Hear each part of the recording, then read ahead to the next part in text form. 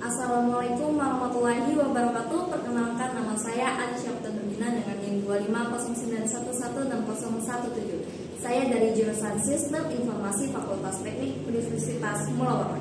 Pada kesempatan kali ini saya akan mempresentasikan mengenai penerapan supply chain management pada perusahaan Unilever Indonesia. Next.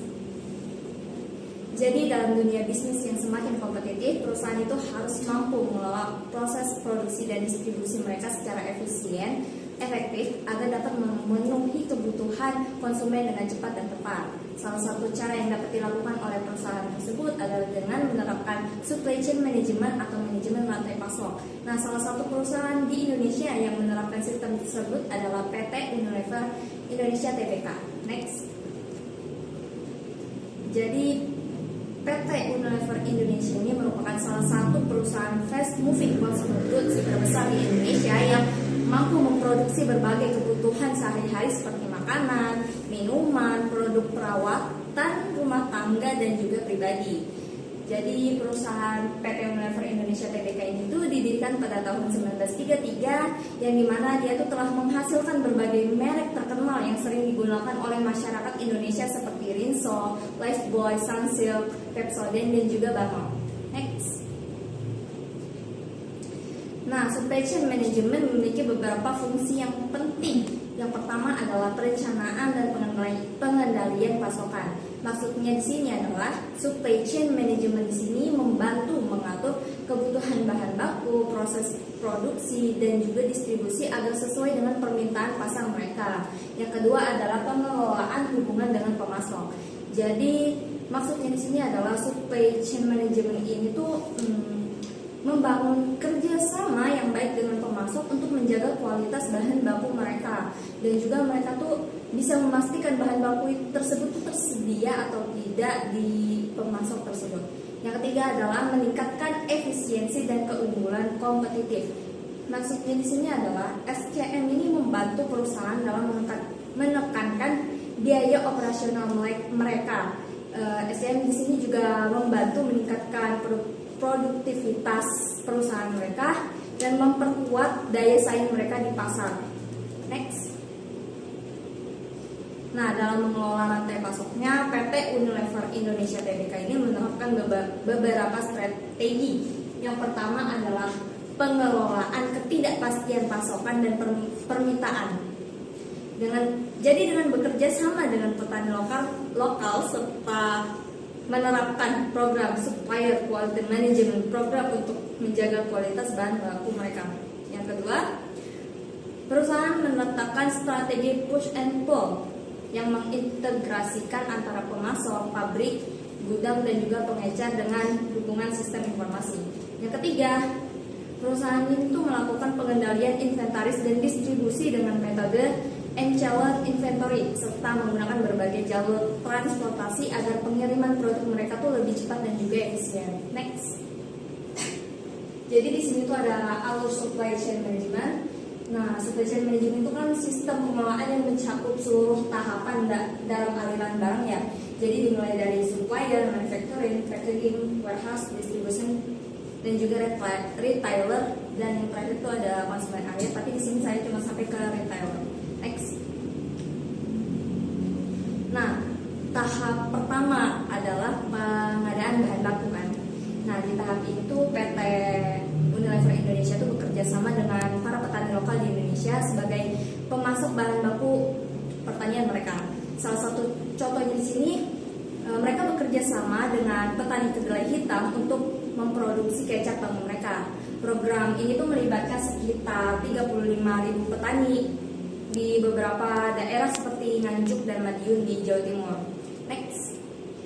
Nah, tahap kedua dalam rantai pasok itu adalah manufaktur atau produksi. Jadi PT Unilever Indonesia itu memiliki 9 pabrik yang berada di beberapa wilayah di Indonesia seperti Subang, Cikarang, Jababeka, Rungkut, dan juga Surabaya. Nah, pada tahap ini perusahaan itu menggunakan strategi push, yaitu memproduksi barang dalam jumlah yang besar ketika bahan baku mereka tuh masih tersedia. Jadi strategi ini tuh bisa membantu mereka untuk menjaga ketersediaan produk mereka di pasar serta mempercepat proses distribusi ketika permintaan konsumen itu sedang meningkat. Next. Nah, tahap ketiga dalam rantai pasok adalah packaging atau pengemasan.